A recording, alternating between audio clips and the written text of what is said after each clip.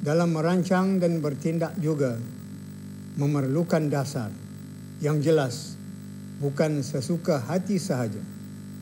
Dasar kita di negara ini ialah MIB.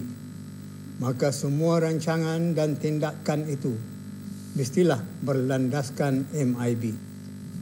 Sifat-sifat masyarakat yang baik ialah seperti jujur, sabar, amanah dan baik hati. Kita memerlukan perpaduan dan keharmonian.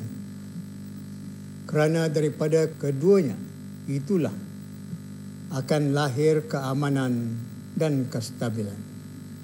Keamanan dan kestabilan pula amat penting untuk pembangunan, sehingga tanpa keduanya itu, pembangunan tidak mungkin dilaksanakan.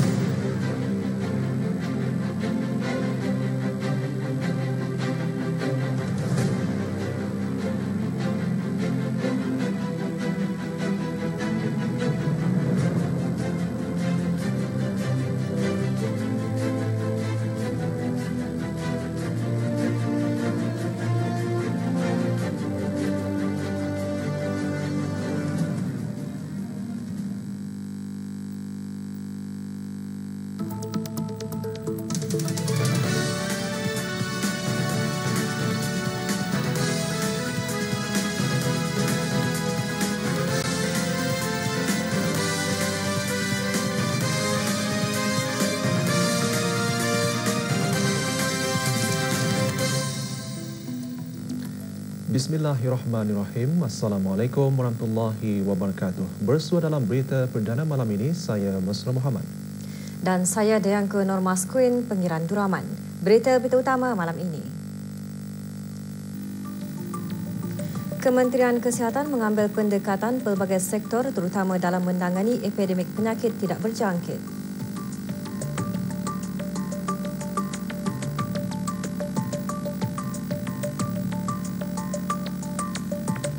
Perusahaan ternakan ikan dalam Sangkar mampu mencapai sasaran sumbangan industri aquakultur lebih 400 juta ringgit menjelang tahun 2020.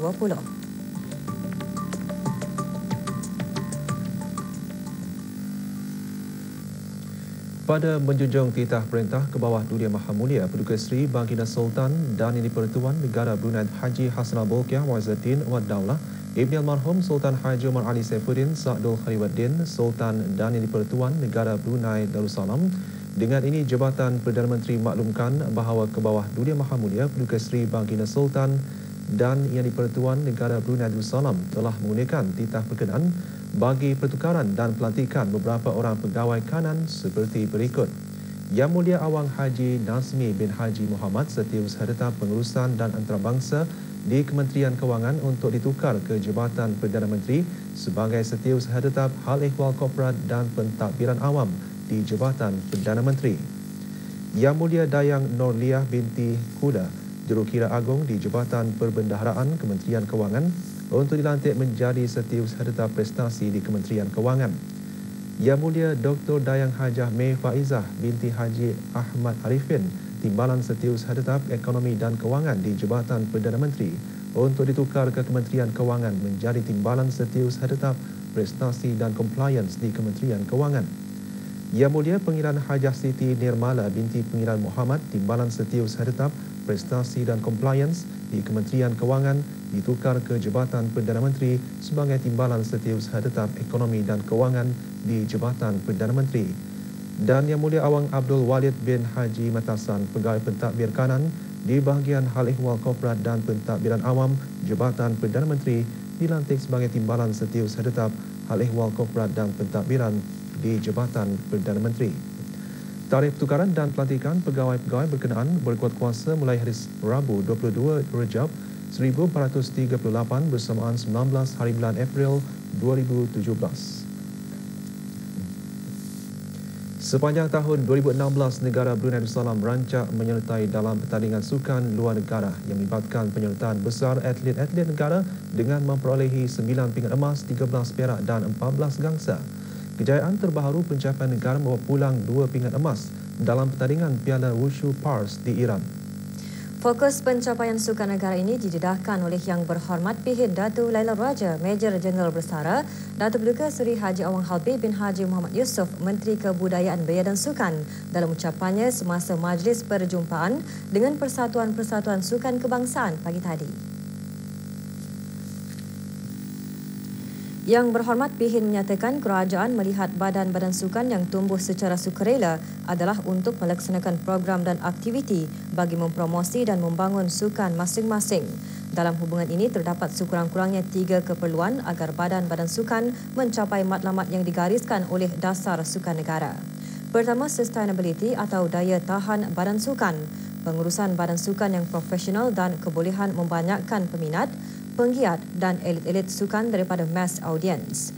Tambahnya, jika diterjemahkan piramid falsafah sukan, pembangun-pembangun sukan yang berada di puncak piramid bilangannya adalah sedikit, namun bilangan khalayak ramai untuk ditransform menjadi penggemar, penggiat dan elit-elit sukan merupakan cabaran besar kepada badan-badan sukan.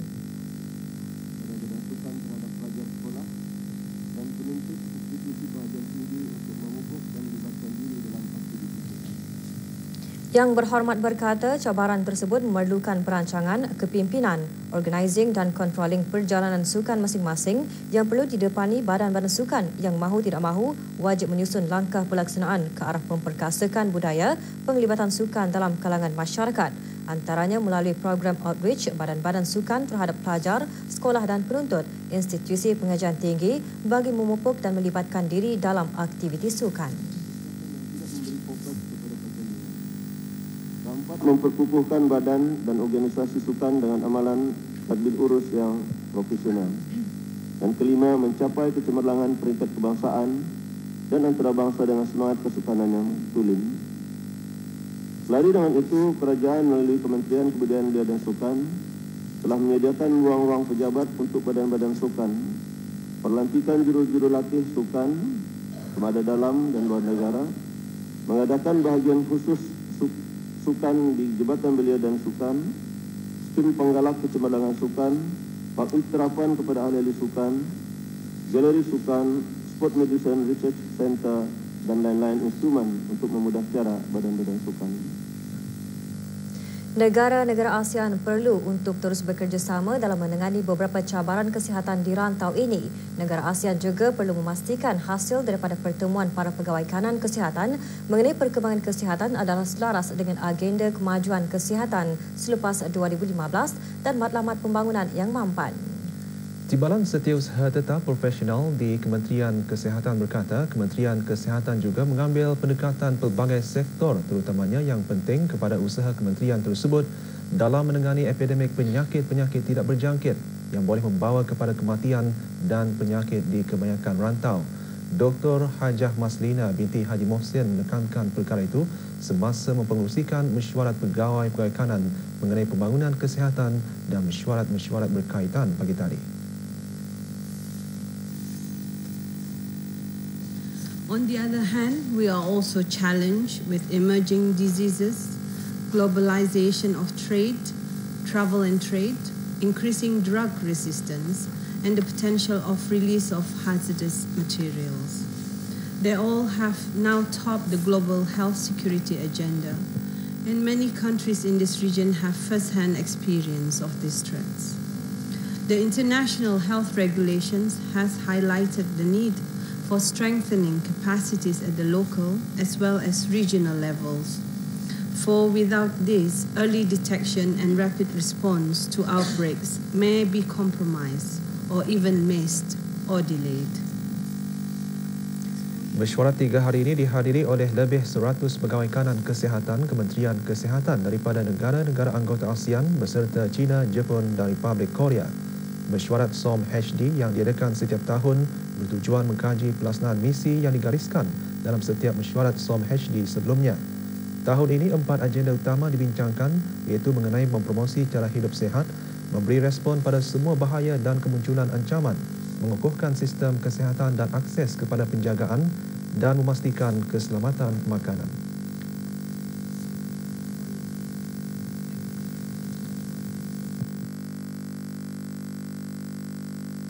mesyuarat ini adalah mesyuarat Senior Officials Meeting on Health Development, mesyuarat ASEAN. 10 ASEAN Member States sebagai kumpulan berbincang mengenai isu-isu kesihatan yang terkawal kepada rantau ini.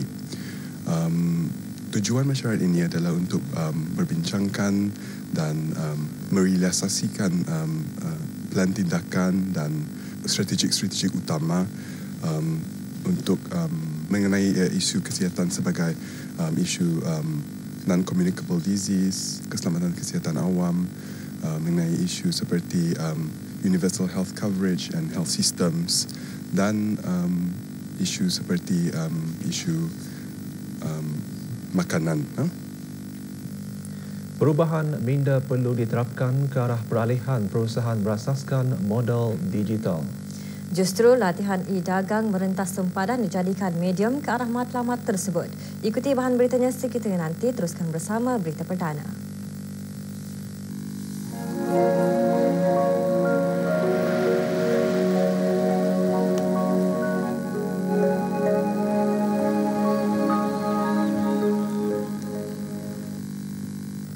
Amalan akuakultur yang baik antara kaedah yang digunapakai oleh sebuah perusahaan ternakan ikan dalam sangkar tempatan bagi mempertingkatkan pengeluaran dan mempelbagaikan jenis ikan ternakan yang berkualiti. Ia bagi membolehkan produk-produk ikan dalam sangkar syarikat ODE Aquaculture and Agriculture berupaya menembusi pasaran ekspor.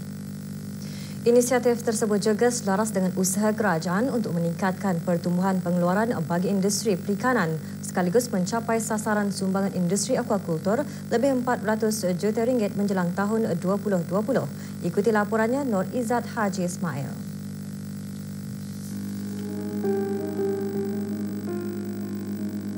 Perusahaan ladang ternakan ikan dalam sangkar syarikat ODE Aquaculture dan Agriculture milik Awang Haji Azhari bin Haji Cucu yang terletak di tapak industri pemeliharaan ikan dalam sangkar di Tanjung Pelumpong bermula pada tahun 2014. Lebih 200 petak sangkar diusahakan di atas tapak seluas 1 hektar. Beberapa jenis ikan dihasilkan antaranya ikan selungsung, kerapu, pampano, ikan merah dan ikan putih. Idea membuka ladang ternakan ikan di tapak industri pemeliharaan ikan dalam sangkar di Tanjung Pelumpong ini timbul susulan kejayaan syarikat tempatan ini mengusahakan ladang ternakannya dibuang tawar. ODE Aquaculture dan Agriculture merancang untuk menambah jumlah sangkar yang sedia ada sehingga 266 petak. Penghasilan syarikat ini tahun lalu menunjukkan peningkatan yang ketara berbanding 2 tahun sebelumnya, iaitu 14.5 tan metrik pada tahun 2014 dan 16 tan metrik pada tahun 2015. Pada tahun 2016 dengan mengoperasikan sebanyak 224 petak sangkar di tapak industri pemeliharaan ikan dalam sangkar di bawah tawar dengan keluasan 0.2 hektar. Syarikat ini berupaya menghasilkan sebanyak 24 metrik tan ikan laut dan alhamdulillah mampu menjana sebanyak 42% pengeluaran dari sasaran berjumlah 58.3 metrik tan. Sebahagian besar penghasilan dan produk ikan ODE Aquaculture dan Agriculture dipasarkan di pasaran tempatan. Sesuai dengan visinya untuk meningkatkan penghasilan dan produktiviti ladang yang sedia ada secara berterusan, syarikat ini terus berusaha mempelbagaikan jenis ikan ternakan serta melaksanakan amalan akuakultur yang baik agar mampu menghasilkan ikan yang berkualiti sekaligus berupaya menembusi pasaran ekspor. Syarikat ini sangatlah mengeluarkan apa jua bentuk saranan pihak kerajaan dalam meningkatkan penghasilan dan produktiviti ladang ternakan secara berterusan dengan memperkenalkan teknologi penghasilan ikan terkini daripada negara-negara yang berjaya bagi dapat menyesuaikan dengan keadaan di negara ini dan mengamalkan penggunaan masyarakat alam dan tidak memerlukan perbelanjaan yang tinggi itu.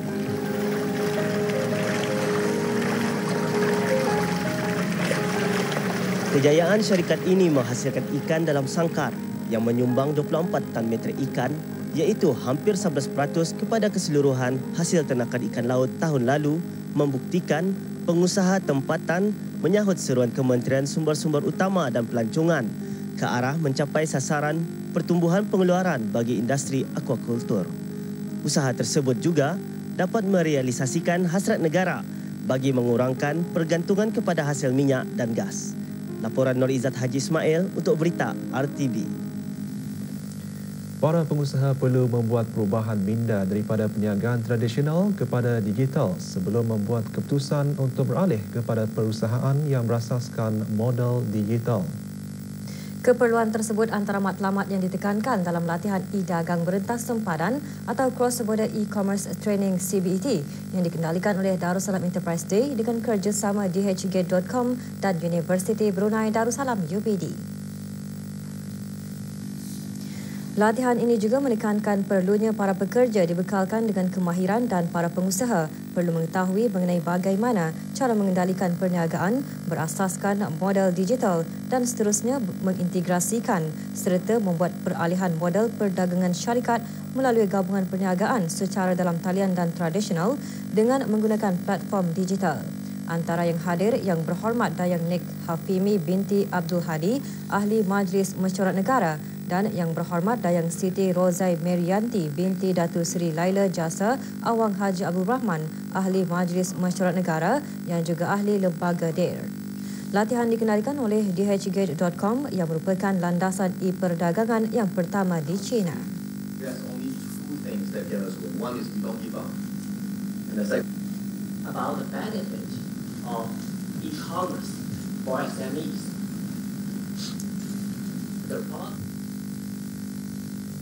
Juga dimuatkan dalam berita malam ini, perubahan kadar cukai bertujuan mengurangkan kos perniagaan untuk menggalakkan industri tempatan bergiat aktif. Kembali selepas ini untuk mengikuti bahan berita mengenainya bersama dengan bahan berita lainnya.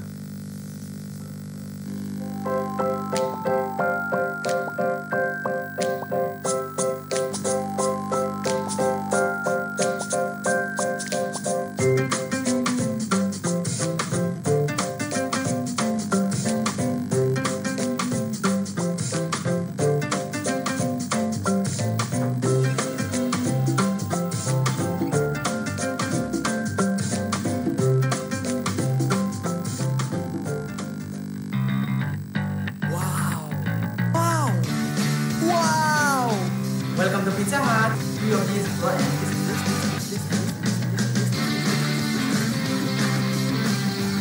Dapatkan wow deals dari Pizza Hut. Dapatkan pan pizza serendah RM5 hanya untuk bawa balik dan makan di restoran sahaja. Masa adalah terhad.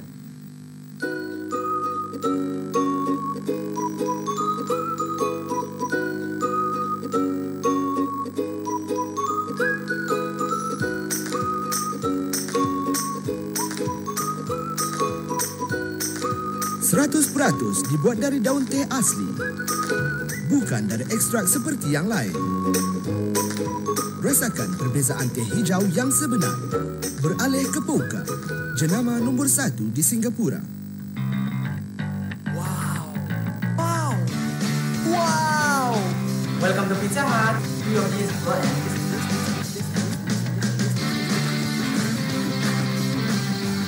Dapatkan wow deals dari Pizza Hut. Dapatkan pan pizza serendah RM5 hanya untuk bawa balik dan makan di restoran sahaja. Masa adalah terhad. Pelbagai aktiviti interaktif pengurusan kewangan diterapkan dalam Jeraiwara sempena Hari Menabung Kebangsaan. Golongan sasaran Jeraiwara terdiri daripada pelajar Sekolah Menengah Sultan Hassan Bangan dan Sekolah Persediaan Arab Daerah Temburong. Jeraiwara tersebut dianjurkan oleh Autoriti Mandiri Brunei Darussalam EMBD dengan kerjasama Kementerian Pendidikan, Kementerian Haliwal Gama, Radio Televisyen Brunei, Tabung Amanah Pekerja TAP serta institusi dan agensi lainnya. Dengan bertemakan generasi celik kewangan, Jeraiwara seumpama itu meningkatkan kesedaran mengenai kepentingan menabung selagi awal. berdikari dan menangani isu kewangan secara berkesan. Ia juga peluang bagi para pelajar meningkatkan pengetahuan mengenai pengurusan kewangan secara berkesan. Antara yang hadir yang berhormat Awang Haji Imran bin Haji Sabtu, Ahli Majlis Mesyuarat Negara. Para penuntut berpeluang ikut serta dalam permainan dan aktiviti interaktif yang bertemakan pengurusan kewangan dan pengenalan mata wang.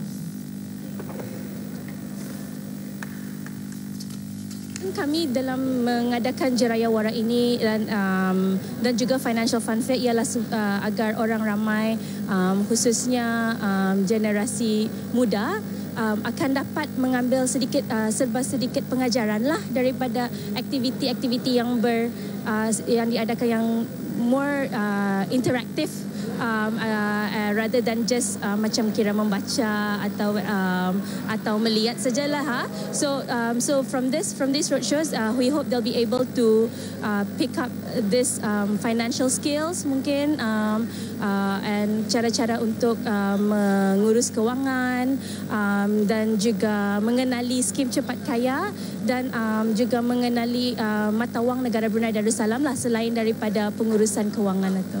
Pendapat saya sebagai seorang guru, saya sangat menyokong majlis seperti ini atau Jeraya Wara seperti ini. Sebab mengapa? Pada saat ini kita lihat budaya menabung itu sudah kurang dilaksanakan oleh generasi muda.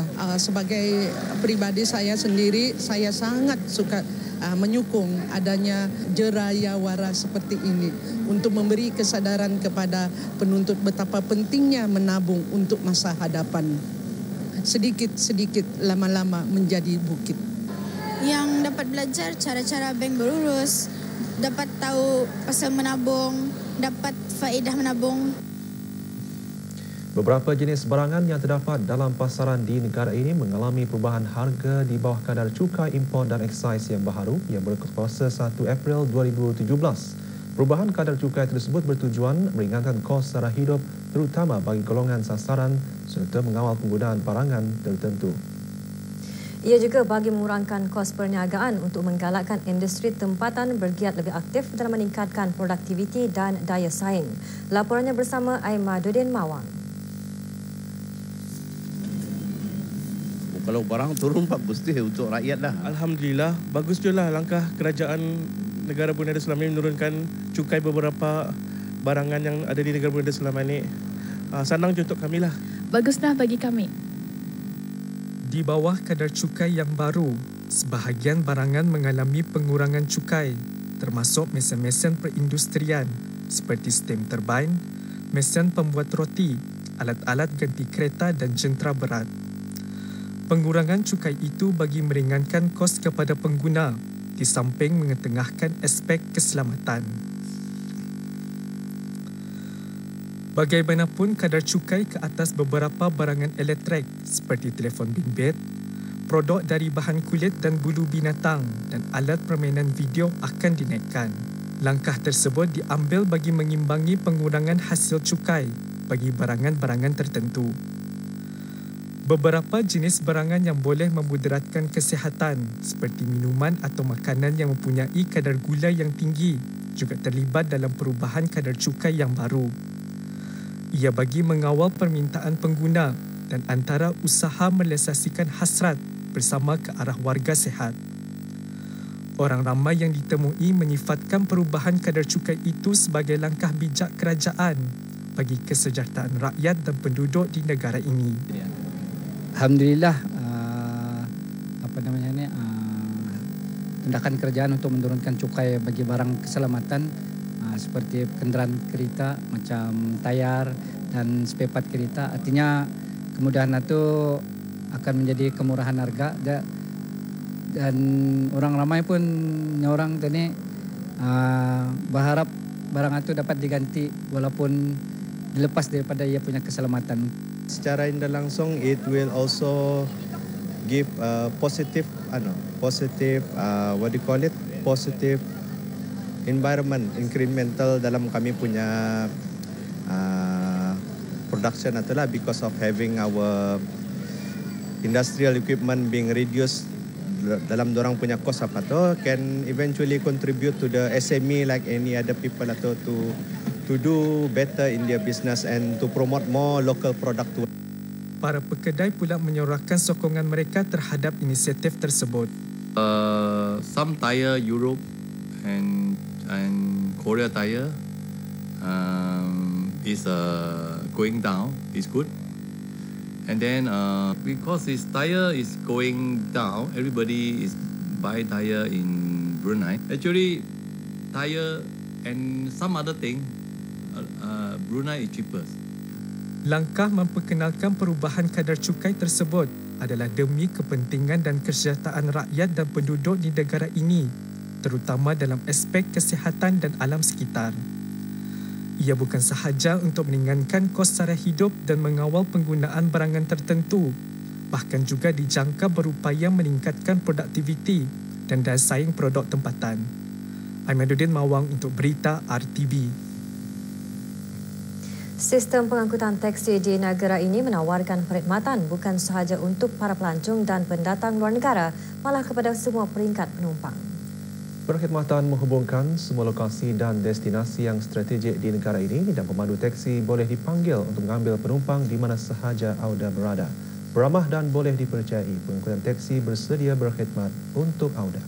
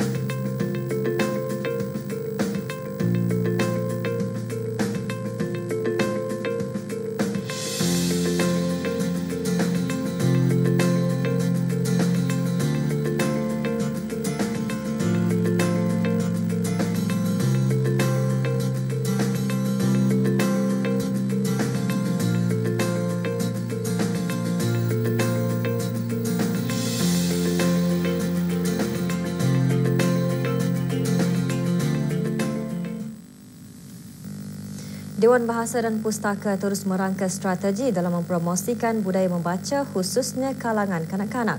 Peraduan Mari Bercerita misalnya salah satu strategi yang diguna pakai. Dewan Bahasa dan Pustaka melalui bahagian perpustakaan menganjurkan peraduan Mari Bercerita peringkat daerah Tutong. Juara akan menjadi wakil ke peringkat negara. 7 tahun. Dalam usia semuda itu, dia telah menghadapi jenang amat pedih.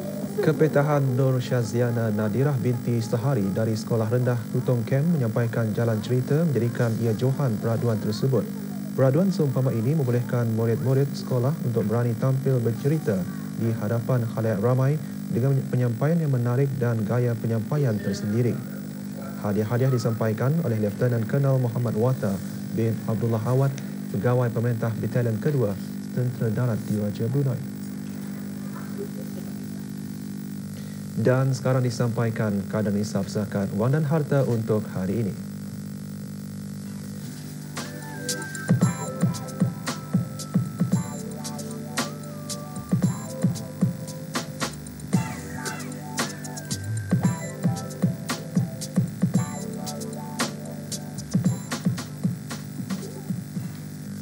Berikut pertukaran mata wang ringgit Brunei dengan beberapa mata wang antarabangsa dan serantau.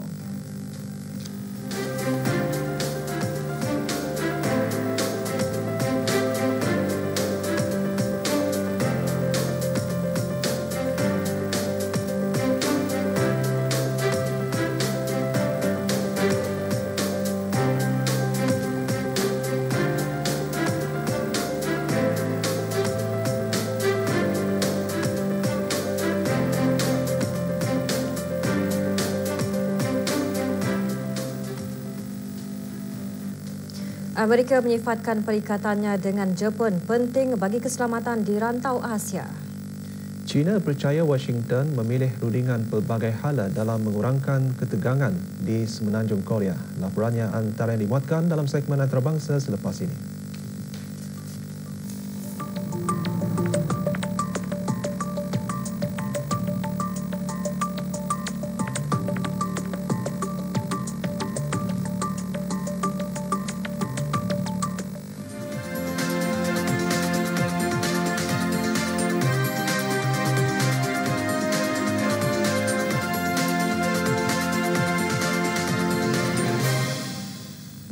Naib Presiden Mike Pence meyakinkan Perdana Menteri Jepun Shinzo Abe Amerika menyokong sepenuhnya sekutu-sekutunya di Asia dalam mengurangkan risiko dari program nuklear Korea Utara.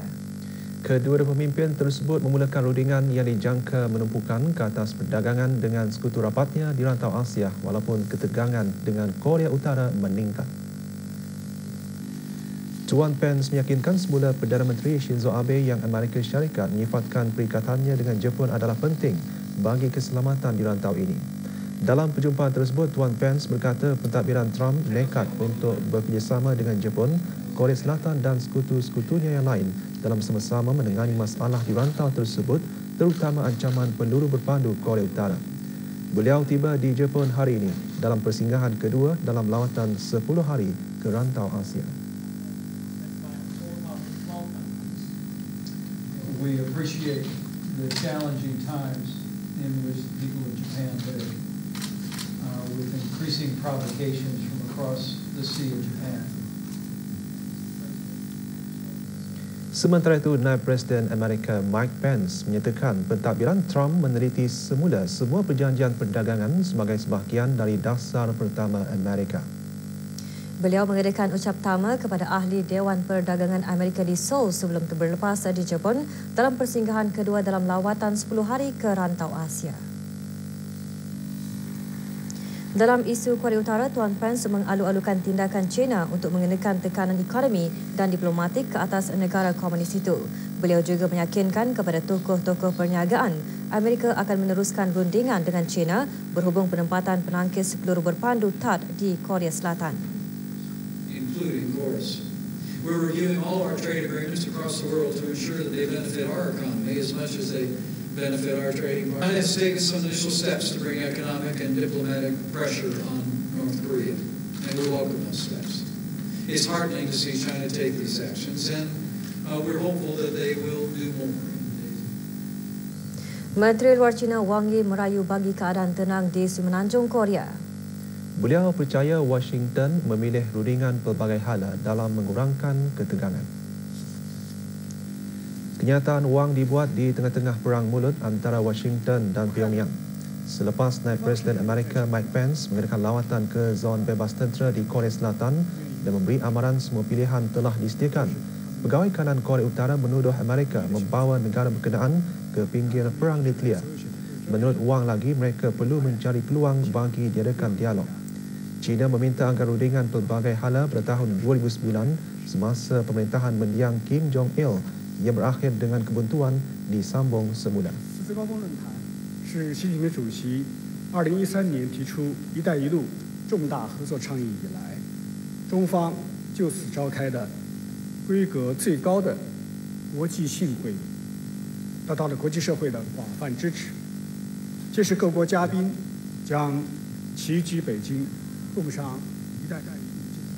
Calon-calon Presiden Korea Selatan memulakan kempen pilihan raya selepas bekas pemimpin negara itu Park Geun-hye dan Choi Soon-sil mengecewakan seluruh negara itu berikutan pengaruh dari skandal yang mereka hadapi. Kempen selama 22 hari itu bermula semalam. Menurut Suruhanjaya Pilihan Raya Kebangsaan Korea, 15 calon presiden mendaftar bagi pilihan raya presiden. Selepas sehari, Moon Jae-in dari Parti Demokratik Liberal mendahului satu majoriti undi namun menerima saingan sengit dari Ahn Cheol-soo, seorang calon dari sebuah parti pembangkang Parti Rakyat. Dalam kempen kali ini, ianya berbeza dari politik sebelumnya. Para penduduk setempat menyedari akan pentingnya satu undian dan dapat memutuskan yang satu undi bagi seorang calon adalah mereka yang benar-benar bekerja keras untuk Korea Selatan. Para pengundi juga berkata perlunya perubahan dalam kuasa politik. 함께 여러분들 많이 인사도 나누시고 새로운 여러분들 자리를 비켜주셔서 우리 서울 시민들 출근길에는 통행에 방해가 되지 않도록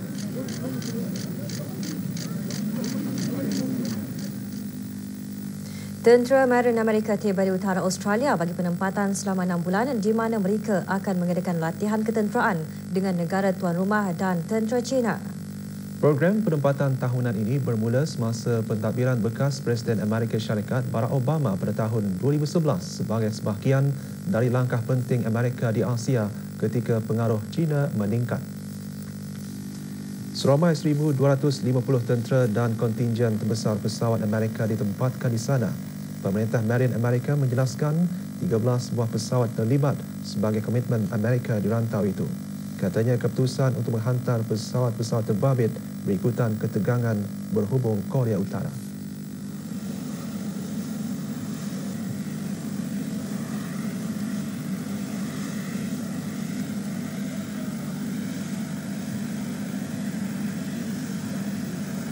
We look forward to getting down to the business of what this is really about. It's improving the relationship between Australia and America, and we look forward to exercising and training and increasing and improving the interoperability between our forces and other forces in the region. And while we're here as well, we have a tremendous opportunity, as shown in the past, to contribute in a positive way to the local community. Kanada terus berusaha ke arah mempertingkatkan hubungan ketenteraan dengan India melalui lawatan di peringkat tinggi. Usaha terbaru dengan lawatan rasmi Menteri Pertahanan Kanada ke New Delhi, India. Setibanya di New Delhi hari ini, Menteri Pertahanan Kanada Harjit Singh Sajjan dialu-alukan dengan upacara resepsi yang diadakan di Kementerian Pertahanan India.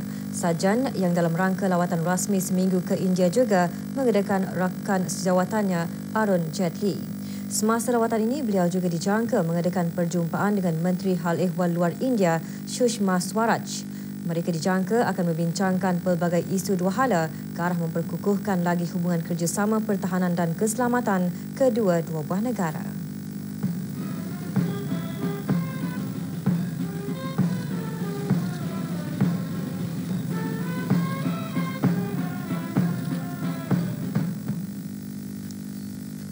Iran mempamerkan ketenteraannya dengan mengadakan perbarisan di sepanjang negara itu bagi memperingati Hari Tentera Kebangsaan. Trak-trak yang membawa peluru berpandu melintasi podium dan jet-jet pejuang terlibat dalam persembahan udara. Dalam ucap pertama di acara tersebut, Presiden Iran Hassan Rouhani meyakinkan negara-negara serantau dan dunia yang kuasa ketenteraan adalah bagi tujuan mempertahankan diri. Sistem pertahanan udara buatan Rusia S-300 yang baru-baru ini diimport dan ditempatkan di negara itu juga dipamerkan. Penggubal undang-undang pada bulan Januari lalu meluluskan pelan bagi meningkatkan perbelanjaan tentera kepada 5% dari belanjawan negara termasuk membangunkan program peluru berpandu jarak jauh.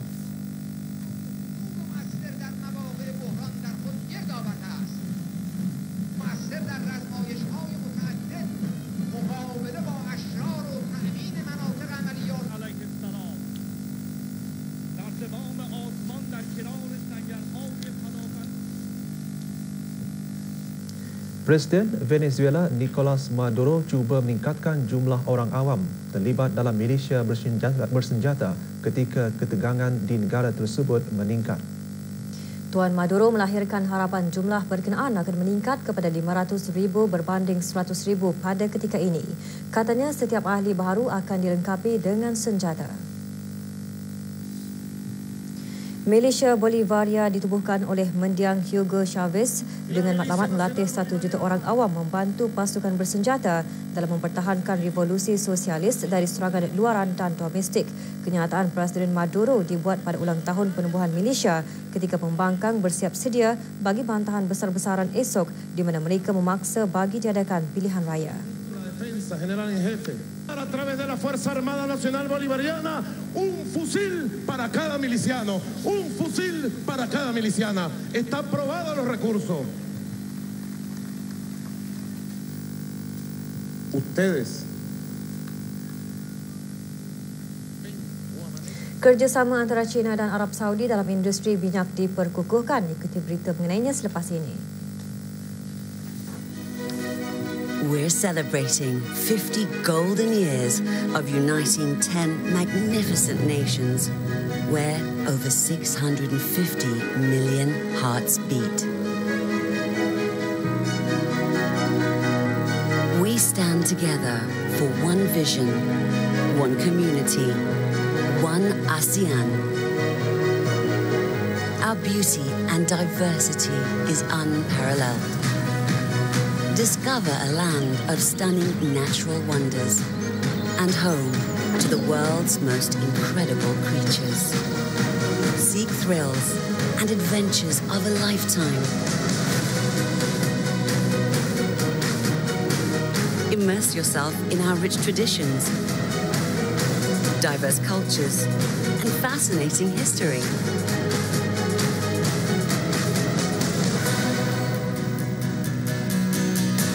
Feel the warmth of people with hearts of gold. Indulge in exquisite cuisines and fresh flavors.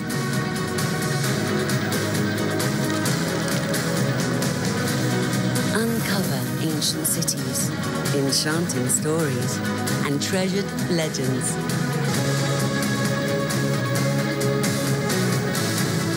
Witness history in the making.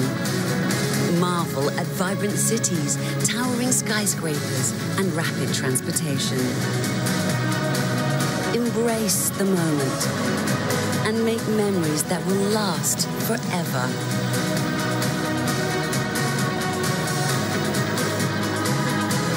Join us for our golden celebration. Come visit ASEAN for our 50th anniversary in 2017. Kerjasama antara China dan Arab Saudi dalam industri minyak semakin kukuh, perluasan dari penerokan dalam sektor penapisan. Ia juga merupakan satu kemajuan yang disumbangkan oleh Presiden Saudi Aramco Amin H. Nasser terhadap inisiatif Belt and Road yang diusulkan China dan bertepatan dengan wawasan Arab Saudi 2030. Kerjasama juga dibuat dengan syarikat penapisan minyak Yanbu Aramco Sinopec atau Yashref, syarikat usaha sama yang mana Saudi Aramco mengekalkan saham 62.5% di samping kerjasama Petrokimia China dengan Sinopec memegang 37.5% saham. Ditubuhkan pada tahun 2014, syarikat Church tersebut menjadi syarikat penapisan terbesar dunia dengan kapasiti penapisan 400,000 tong minyak mentah. Wakil Sinopec Arab Saudi berkata, program tersebut dipersetujui bersama oleh kedua-dua belah pihak. We're looking at also investment in the kingdom in terms of the constructions. Lebih 70% dari kanak-kanak di Yaman tidak menerima pendidikan yang teratur. Pertubuhan Bangsa-Bangsa Bersatu PBB melaporkan keadaan tersebut berlaku susulan kegagalan pembayaran gaji ke atas guru-guru sejak bulan Oktober tahun lalu. Kebanyakan sekolah ditutup dan kelas-kelas penuh dengan bilangan guru yang tidak ramai.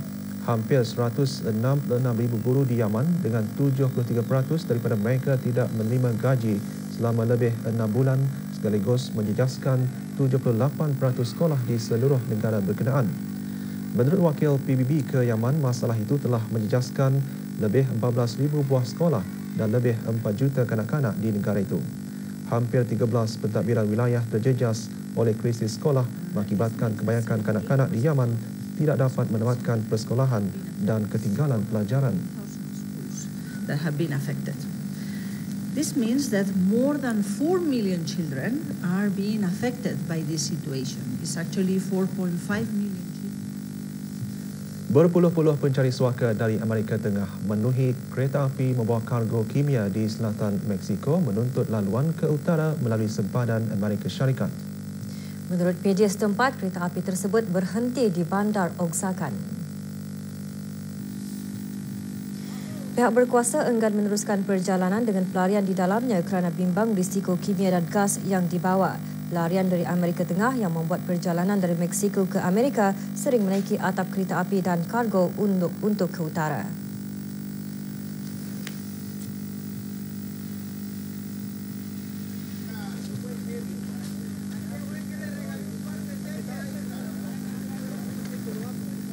Kebanyakan pelarian dilaporkan berjalan kaki selama beberapa hari untuk menuju ke landasan kereta api berkenaan.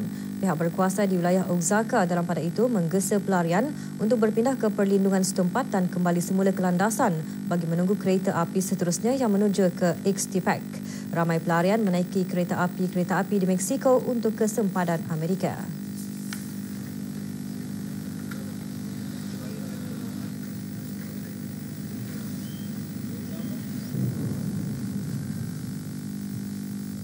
Sekurang-kurangnya 12 orang melecur akibat serangan asid di sebuah pusat hiburan di London. Sementara itu, kira-kira 600 pengunjungnya berjaya dikeluarkan. Pihak polis melaporkan seorang lelaki dipercayai menyimbah asid ke atas dua orang lelaki selepas berlakunya pergaduhan antara dua kumpulan di pusat hiburan di Dalston. Insiden berlaku kira-kira pukul 1 pagi waktu setempat dan 12 yang cedera dibawa ke hospital bagi menjalani rawatan. Dua mangsa lelaki berumur lingkungan 20-an dilaporkan cedera teruk tetapi kini dalam keadaan stabil. Pihak polis kini menjalankan siasatan berhubung serangan tersebut yang dipercayai ada kaitan dengan jenayah berkumpulan.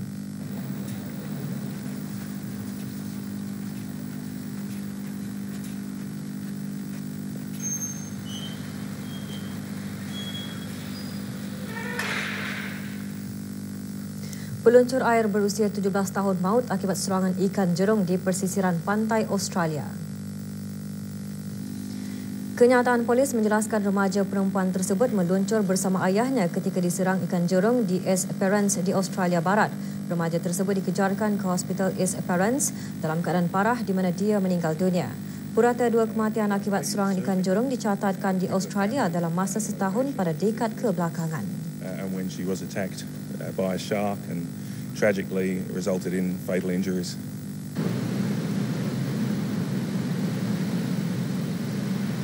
My understanding was that father and daughter were surfing out at Manusia tertua di dunia berusia 117 tahun. Violet Brown menghabiskan masanya memotong pokok tebu di ladangnya di barat Jamaika. Pada bulan lalu, dia menyambut hari jadinya ke-117 tahun. Beliau dipercayai sebagai manusia paling tua di dunia selepas Emma Morano dari Itali yang lahir pada 29 November 1899 meninggal dunia. Menurut sumber rasmi, Brown dianggap sebagai yang tertua berdasarkan dokumen surat beranak yang dikeluarkan oleh pihak berkuasa British yang mentadbir Jamaika pada ketika itu. Brown juga menghabiskan masanya berehat di rumah yang dikongsi bersama anak lelakinya berusia 97 tahun.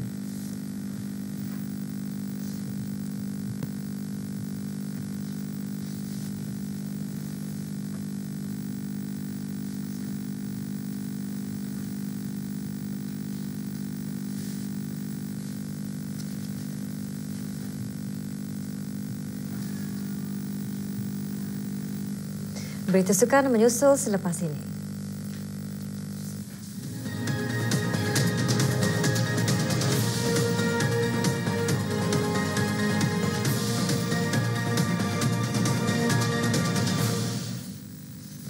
Hanya satu perlawanan berlangsung dalam aksi Liga Perdana Inggeris semalam. Arsenal berjaya menewaskan Middlesbrough dengan jaringan 2-1.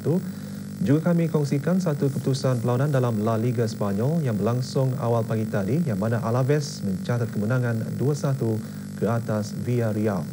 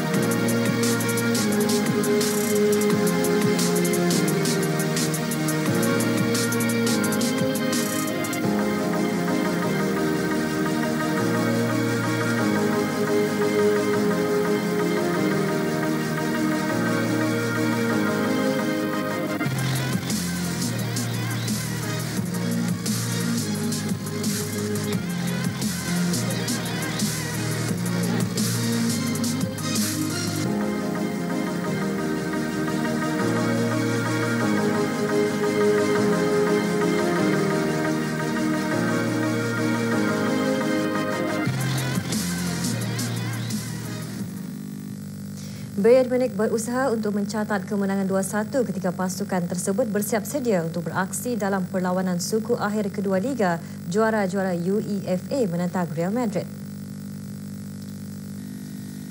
Selepas tewas 1-2 dalam pusingan pertama, Bayern Munich memastikan akan menang sekurang-kurangnya menjaringkan 2 gol semasa pertemuan di ibu negeri Spanyol nanti jika klub tersebut menanam hasrat untuk mara ke perlawanan 4 terakhir kejohanan.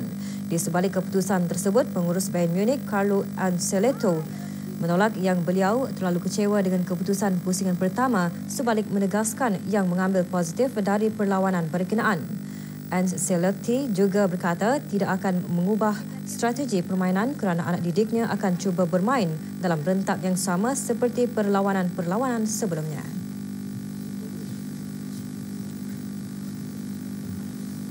Santiago Bernabéu lo hace con su delantero, con Robert Lewandowski.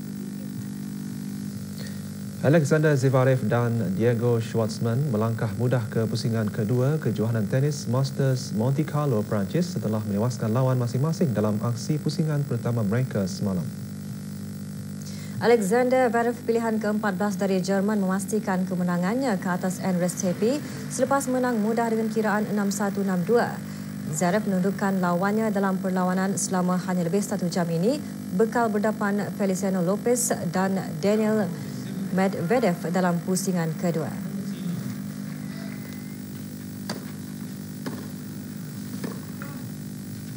Juga menyertai Zverev ke pusingan seterusnya pemain dari Argentina Diego Schwartzman yang turut mencatatkan kemenangan mudah 6-1, 7-6 ke atas Bernard Tomic dari Australia.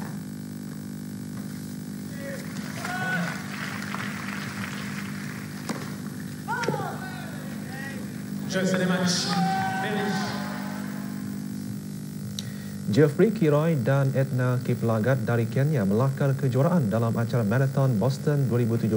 Kedua-dua pelari dari Kenya itu menyapu bersih gelaran juara dalam acara tersebut yang mana pencapaian terbesar mereka diraih di Boston untuk julung kalinya. Ramalan keadaan cuaca menyusul selepas ini.